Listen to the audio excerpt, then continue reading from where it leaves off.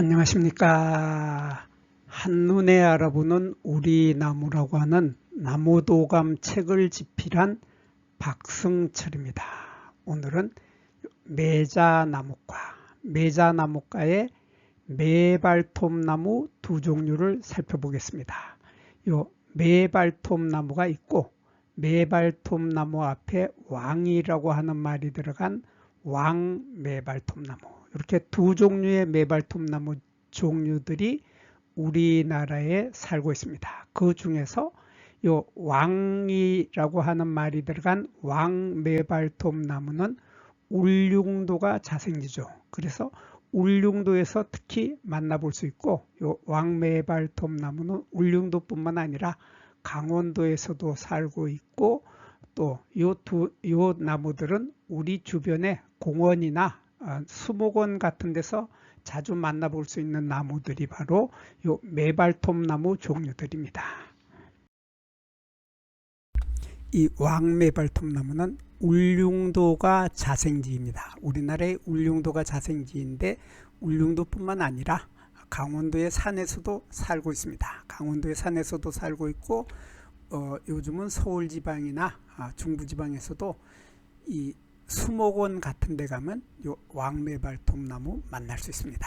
근데 요 왕매발톱나무는 매발톱나무 앞에 왕자가 붙은 건데, 요 왕이라고 붙은 이유가 잎이 좀 넓적하고 크다, 그런 뜻입니다. 그래서 잎이 매발톱나무에 비해서 잎의 폭이 넓다 하는 특징을 가지고 있습니다.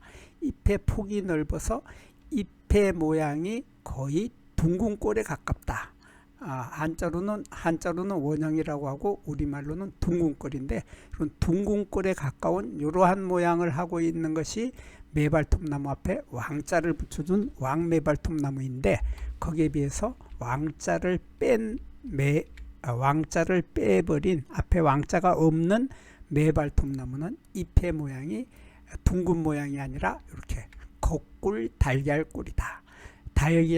달걀을 거꾸로 세워놓은 듯한, 이렇게 달걀을 거꾸로 세워놓은 듯한 이러한 거꿀 달걀꼴이면서 요 폭이 좁다 하는 특징을 가지고 있죠.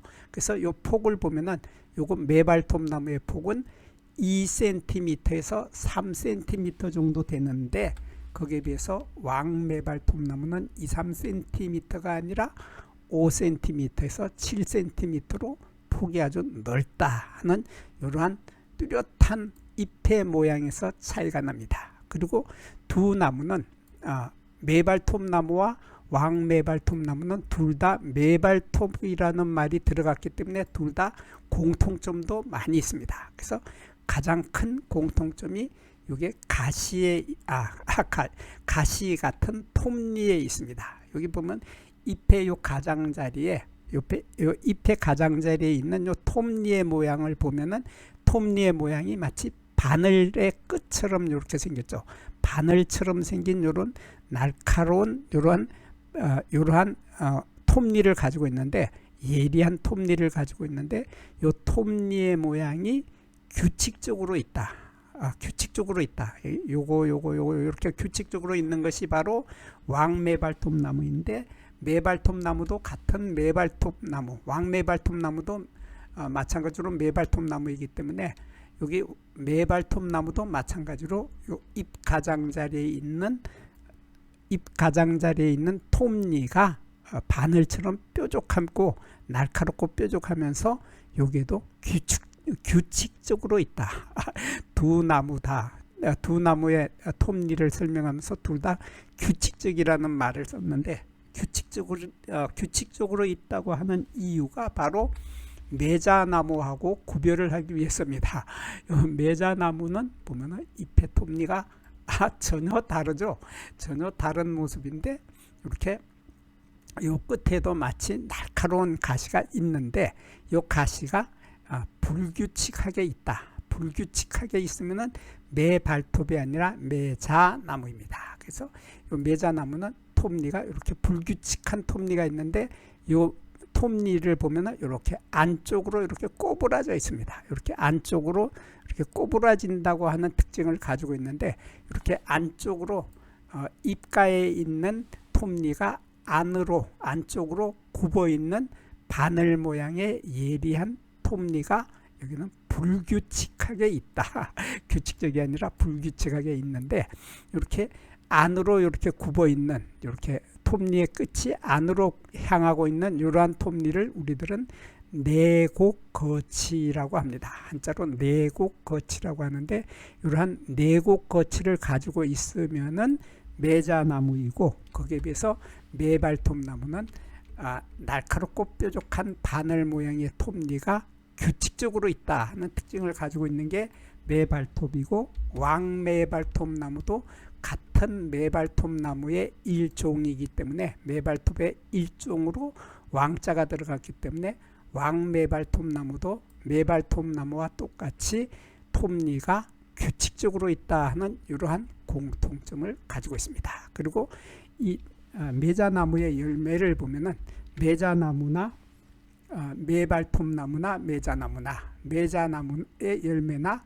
매발톱나무의 열매나 왕매발톱나무의 열매나 이 열매 셋 다 열매를 물열매라고 합니다. 물열매라고 하고 한자로는 장과라고 합니다. 장과라고 하는데 이 물열매의 모양을 보면은 요거 지금 왕매발톱나무를 보고 있는데 요 왕매발톱나무의 열매는 이렇게 길게 타원형 형태죠.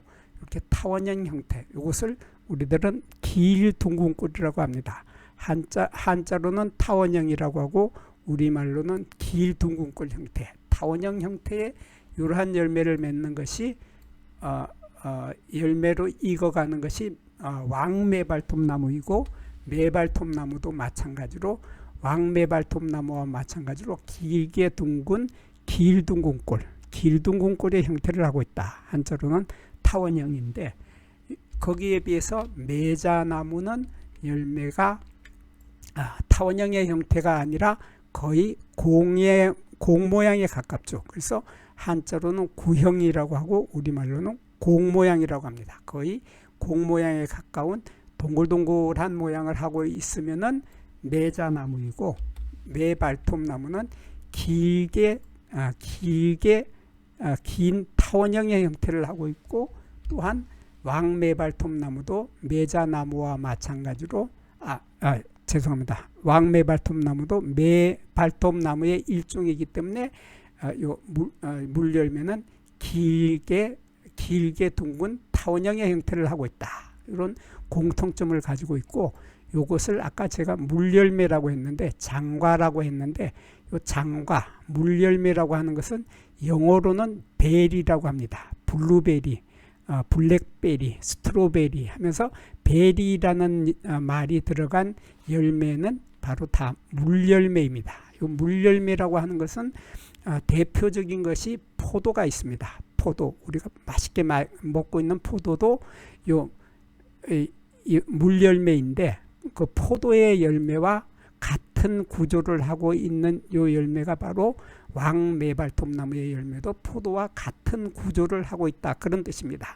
그래서 같은 물열매이기 때문에 이 열매도 포도처럼 이게 열매 껍질이 얇은 열매 껍질이 있고 열매 껍질 속에는 우리가 포도를 먹을 때 껍질 속을 탁 터뜨리고 들어가면은 달콤하고 맛이 좋은 액즙이 나오죠. 액즙이 나오고 그 액즙은 열매살 속에 많이 들어있는데 과육이라고 하는 열매살 속에 액즙이 많이 들어있는 그러한 열매살이 과육이 가득 들어있고 그 속에 씨앗이 한 개가 아니라 여러 개가 들어있다 하는 특징을 가지고 있는 것이 포도인데 이것도 마찬가지로 왕매발톱나무도 마찬가지로 얇은 열매 껍질이 있고 과즙이 많은 열매살이 있고 열매살 속에 씨앗이 한 개가 아니라 여러 개가 들어있다. 이런 공통점을 가지고 있어서 이것은 물열매라고 합니다. 이 물열매를 하고 있는 것이 바로 왕매발톱나무인데 마찬가지로 매발톱나무도 물열매이고 매자나무도 물열매라고 하는 공통점을 가지고 있습니다. 공통점을 가지고 있는데 요 매자나무와 매발톱나무는 가지를 가지고서 구별을 할 수 있습니다. 가지의 색깔을 가지고 구별을 하는데 요거 지금 매자나무입니다. 매자나무는 처음에 원래 해가지가 돋아날 때는 이런 초록색인데 요것이 내년이 돼서 내년에 보면은 요 작년에 있던 가지가 이렇게 빨간색으로 변해 있죠. 빨간색, 빨간색 또는 암갈색으로 변하게 된다. 작년 가지가 변하게 된다 하는 것이 바로 매자나무입니다. 매자나무인데 거기에 비해서 매발톱나무는 이 가지의 색깔이 빨간색으로 변하지 않고 회색으로 변한다 하는 이런 뚜렷한 차이가 있습니다. 그래서 처음에는 초록색이었던 가지가 내년이 되면 그 가지는 이 가지는 회색으로 변한다 하는 것이 바로 매발톱나무이고 매자나무는 빨갛게 변한다. 그래서 왕매발톱나무도 매발톱나무이기 때문에 가지는 회색으로 변한다. 작년 가지는 회색으로 변한다 하는 이러한 뚜렷한 차이점을 가지고 있습니다. 그리고 이 왕매발톱나무에서 꽃이 필 때 보면 꽃 참 예쁘죠. 예쁘다기보다 참 특이하고 신기한 꽃이 피는데 이렇게 꽃 차례가 이렇게 있는데 이 꽃 차례를 우리들은 총상화서라고 합니다. 총상화서라고 하고 한자로는 총상화서라고 하고 우리말로는 술모양 꽃차례라고 하는데 이런 술모양 꽃차례에 꽃이 10개에서 25개 정도 꽃이 이렇게 쭉 매달려서 피게 되는데 이 꽃 하나하나 이 꽃 하나하나가 모두 다 쌍성꽃입니다.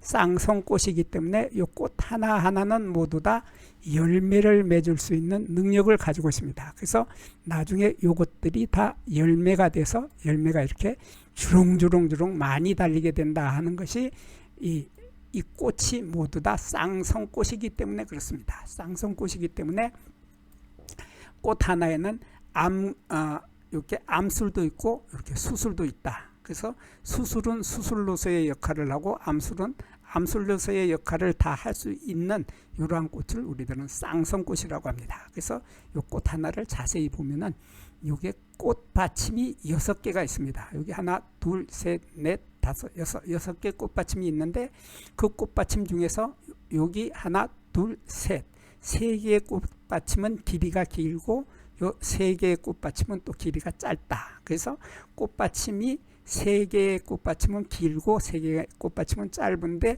꽃잎의 길이는 다 똑같습니다. 꽃잎도 6개가 이렇게 있는데 6개의 꽃잎에는 각각 1개씩의 수술을 가지고 있습니다. 여기 보면 꽃잎 하나에 수술 하나, 꽃잎 하나에 수술 하나씩을 가지고 있는데 이 수술은 꽃잎이 딱 감싸고서 이렇게 딱 오므리고 있는 상태로 수술을 잡고 있습니다. 잡고 있는 상태인데 여기에 만약에 벌이나 곤충이 들어와서 꿀을 먹으려면 요 꿀은 요 아래쪽에 있겠죠. 요 암술대의 아래쪽에 여기 꿀이 있게 되는데 요 꿀을 먹기 위해서 벌이나 벌이나 곤충들이 들어와서 여기 수술을 자극을 하게 되겠죠. 자극을 할 수밖에 없는 구조가 되어 있는데 이렇게 여기에 자극을 하면서 접촉을 하면서 여기에 수술대 아래쪽을 건드리게 되면은 건드리는 순간에 이 수술대는 갑자기 탁 여기 튀어나오게 됩니다. 이게 지금 꽃잎이 잡고 있던 이 수술대가 가만히 있다가 여기를 건드리게 되면 여기 접촉해서 진동을 주게 되면은 이 수술대가 탁 튀어나와서 오므리면서 안쪽으로 오므리면서 암술대를 향해서 탁 때리게 되는데 거기에 있던 벌을 탁 때리게 되는 거죠. 벌을 탁 때려서 벌의 몸에 묻어있는 꽃가루를 탁탁 털어내는 역할을 하게 됩니다. 이게 바로 수술대의 역할인데 이 수술대가 벌을 탁 때리면서 벌에 묻어있던 꽃가루를 여기 암술머리에다 붙여주는 역할을 하는 것이 바로 요 수술대가 탁 튀어나오는 거죠. 그래서 이렇게 수술대가 움직이게 된다. 식물은 원래 움직이지 못하는데 요 수술대만은 움직인다. 그런 뜻입니다. 움직이는 이러한 수술대를 우리들은 경진성 경송 운동을 하는 수술대다 그렇게 말합니다. 그래서 이것을 경진성 진동에 움직인다 해서 경진성이고, 경송 운동은 움직이는 역할을 움직이는 동작을 하는 식물을 경송 운동을 하는 식물이다 그렇게 말합니다. 그래서 경진성 경송 운동을 하는 수술대를 가지고 있는 이러한 수술대를 가지고 있는 것은 요 왕매발톱나무뿐만 아니라 매발톱나무도 마찬가지로 경진성 경송 운동을 하고, 매자나무 종류들도 마찬가지로 경진성 경송 운동을 한다. 그래서 이 꽃이 이렇게 특이하게 생긴 이유가 바로 경진성 경송 운동을 하기 위해서 꽃잎이 이 수술대를 안으로 오므리지 못하도록 지금 잡고 있는 이러한 형태의 꽃을 피우는 것이 매자나무과 식물들의 공통적인 특징입니다. 우리 경진성 경송 운동, 경진성 경송 운동이 어떤 것인가에 대해서 글로 한번 읽어보도록 하겠습니다. 경진성 경송 운동이라고 하는 것은 곤충의 진동이나 바람 같은 것이 빠르고 강하게 식물에게 자극을 주었을 때 식물이 보이는 반응을 경진성 경송 운동이라고 합니다. 그래서 벌이나 곤충이 꿀을 먹기 위해서 요 매자나무의 꽃 속에 들어왔다가 매자나무의 수술대를 건드리게 되면 꽃잎에 붙어있던 수술대가 갑자기 암술 쪽으로 탁 젖혀져서 구부러지면서 곤충을 탁 때리게 되죠. 치면서 때리기 때문에 곤충의 몸에 묻어 있는 꽃가루를 암술머리 쪽에 털어주는 역할을 하게 된다. 그래서 이 암술머리 쪽으로 털어주기 때문에 이 꽃가루가 꽃가루 바지 성공률을 높여주게 된다고 합니다. 여기에서 잠깐 구독과 좋아요를 누르는 시간을 갖도록 하겠습니다.